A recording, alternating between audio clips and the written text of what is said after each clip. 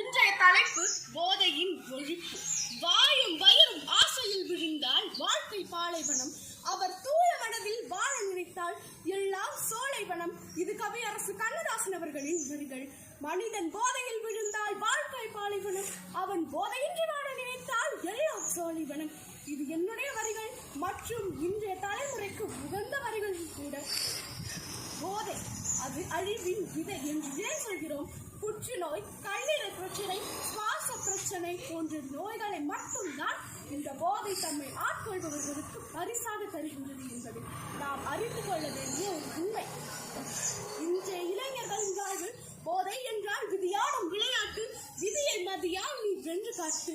தளம் பார்த்து நடப்பவன் அல்ல இளைஞன், தடம் பதித்து நடப்பவன் தான் இளைஞன். அதற்கு தடையாய் வருவதுதான் இந்த போதை. தகர்த்தெறிய தெரிந்தால் தகர்த்து விடு, உன் வாழ்வை அதுவே சிறக்க வைத்துவிடும்.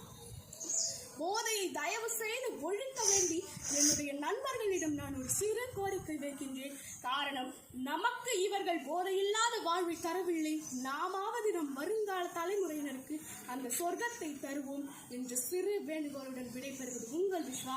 நன்றி, வணக்கம்.